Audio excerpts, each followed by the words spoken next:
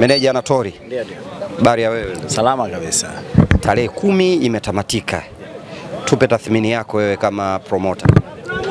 Nadhani wapenzi wa ngumi wameona ngumi katika uhalisia wake. Aliyeshinda ameshinda na aliyepoteza amepoteza. Kwa bondia kupoteza na nafasi ya kufanya vizuri kwa ajili ya mechi ijayo. Unadhani mmefanikiwa kwa namna gani kwa fedhi hii ya 6 knockout ya mama? Kama waandaaji wa mapambano bora ya ngumi Tanzania tumefanikiwa kwa 100%. Lakini kama promotion ambayo inasimamia mabondia katika kuhakikisha career zao zinaenda, tumetikisika kidogo baada ya mabondia wetu takribani 3 kupoteza siku ya leo. Haikuwa siku nzuri kwenu kama promotion. Unadhani kwenye fezi inayofuata mna hiyo room ya kusafisha hicho kusafisha ni majaliwa. Mipango ya binadamu ni eneo la kwanza, lakini matokeo ya kwenye ringi wakati mwingine yanaongozwa pia na ulimwengu mwingine wa roho. Kwa hiyo Mungu ikampendeza kusafishika, inasafishika. Nia na dhamira ni kusafisha siku zote. Tumeona main card alikuwa ni Juma Choki. Haikuwa pambano alikuwa fight ya mkanda. Mlitumia tathmini gani kumpata Juma Choki mpaka kuja kumpa main card kwenye pambano kubwa kama hili? Juma Choki ni familia kwetu. Kwa hiyo kwa kuwa ni familia, wala haikuwa kazi ngumu kuweza kumpata Juma Choki na haikuwa sehemu ya knockout ya mama. Tuambie sasa mipango ya Mafia Boxing Promotion kwenye fezi nyingine. Tumekuwa tukifanya kazi back to back. Kwa hiyo Watanzania na wapenzi wote wa ngumi wakae mkao wa kula kwa ajili ya Novemba 8 pale uwanja wa Taifa, pambano kubwa la WBC International Silver tafanyika hapo. Maana Estadio de Benjamin Mkapa kwa mara ya kwanza itapokea ngumi. Hapana, uwanja wa Uhuru. Wa Uhuru. Yes, uwanja wa Uhuru. Jamisi Salim Mtango.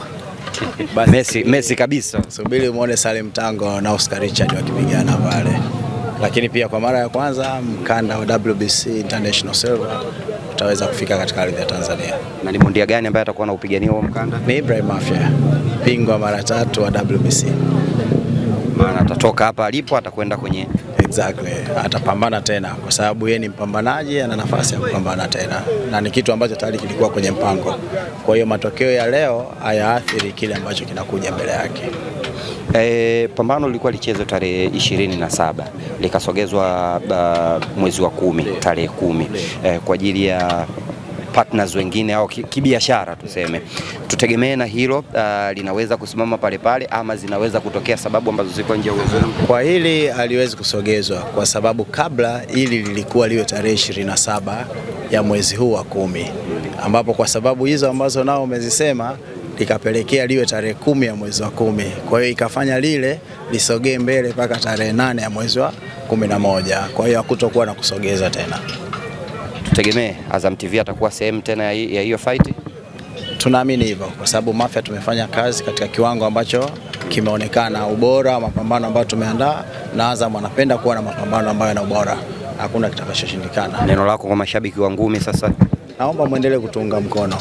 Hawa mabondia tunajaribu kupambana kwa kiasi kikubwa kuhakikisha wanaweza kuingia katika mioyo ya Tanzania kupitia mchezo mzuri ambao unaonyeshwa kwenye ring na sio jambo lingine lolote. Kwa hiyo tunaomba wadau wote wa michezo, wapenzi wa ngumi na wapenzi wa michezo mingine wawe sehemu ya kuhakikisha hawa vijana wanaweza kusogea, kwa sababu wanapojumuika hivi kwa wingi ni sehemu ambayo kuna pato linalojitengeneza, lakini mbali na pato la fedha kuna mlisho katika akili za mabondia wanakuwepo hapa kwa kujua kwamba nyuma yao kuna watu ambao wana mapenzi ya dhati na wao. Kwa hiyo wadau mbalimbali waendelee kutusapoti katika kuhakikisha wanaamsha hamasa kwa hawa mabondia ili siku moja mbele na wao wawe na majina makubwa kama ambavyo mabondia wengine walikuwa, na watambulike kwamba ni mabondia mahiri na mashuhuri kwa kile wanachokifanya na sio kuwa mabondia maarufu.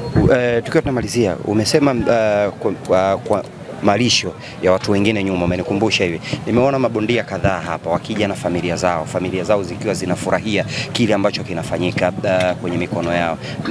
Abraman Magoma, mama yake anasema kwenye historia yake hajawahi kabisa kutazama pambano, hata kipindi mumewe anapigana hakuwahi, lakini kwa mara ya kwanza leo amekaza moyo, amekuja hapa. Inawapa fahari kwa namna gani nyinyi kama mnaomiliki hawa mabondia? Inatusaidia kuona kwamba kile nilichokuambia, mlisho katika akili. Akili inahitaji kulishwa ili iwe na afya. Sasa ukilisha vitu negative itaathirika. Lakini sisi tunachokifanya ni kitu chanya. Hawa vijana wanapambana kwa support ya Mheshimiwa Rais, wanaoshinda wanapata knockout ya mama, inaleta faraja. Ile ni pesa ya mabondia, sio pesa ya Mafia, ni pesa ya mabondia. Mabondia pia kupitia Mafia wanawezeshwa. Ukitizama miongoni mwao wapo ambao tayari wameshaanza ujenzi wa nyumba zao. Wanapojenga nyumba wamesaidia familia zao katika umri ule. Wengine wana vyombo vya usafiri. Vyombo vile vinatumika kuwawezesha pia watu wa familia zao muda ambao wao wapo kambini. Kwa hiyo hivyo vyote kwa ujumla wake, wako ambao wameweza kufanya misingi ya biashara kwa wapendwa wao, watu wao wa karibu wa familia. Ile kitu inaleta positive impact. Na ndio unaona hiki kinaweza kufanya familia inakuja kusapoti, majirani wanakuja kusapoti, kwa sababu ushindi ule unakuwa mshindi wa mtaa katika mtaa wao, au mji katika mji ambao bondia ametokea. Kwa hiyo wakitoka nje ya Tanzania wanaenda kwa mabondia wakubwa zaidi. Asante sana. Lakini nikupe scoop. Bondia Asamele Velem. Yes, siku ya tarehe 25 ya mwezi huu Oktoba atapigana Kazakhstan, pambano la ubingwa wa WBA International. Kwa hiyo atatoka kuondoka kwenda kupigana. Lakini vivyo hivyo bondia Yohana Mchanja tarehe 15 ya mwezi Novemba atasafiri kuelekea Philippines naye kwenda kucheza na aliyekuwa bingwa wa WBO Global kabla ya Yohana Mchanja.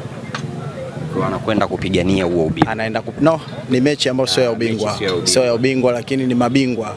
Aliyewahi kuwa bingwa kabla na ambaye bingwa wa sasa wanaenda kukutana. Sasa na niuone, nadhani bout za leo mmeziona ina mabondia walokuja, na tunatoka kwenda kukutana na mabondia ambao viwango vyao nao ni vikubwa.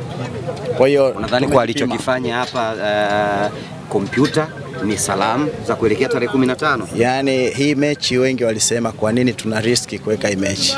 Jibu letu lilikuwa hii ni mechi ya kufanya warm up kuelekea mechi kubwa ambayo inamsubiria mbele. Watu wa WBO wale ambao tulicheza nao tukawapiga hapa toka Namibia wamekuwa na makelele mengi na malalamiko mengi mitandaoni, lakini RAS wametuma nao official maombi ya kutaka kurudiana, kufanya rematch. Tukapewa siku 120, but we do have our own plans. Tumemaliza hii mechi ya leo, tutacheza mechi inayofuata.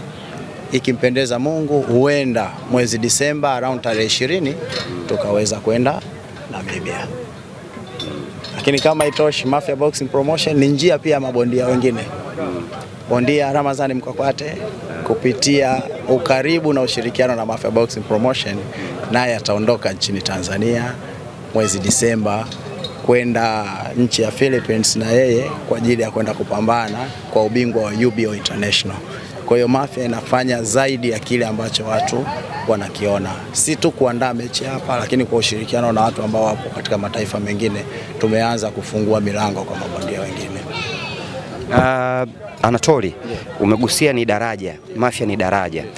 Tuliona mlimtambulisha Matumla Junior kwenye kambi yenu, lakini hasa hivi hatumuoni. Chino Saidi sasa hivi hatuwaoni na hatuna taarifa nao.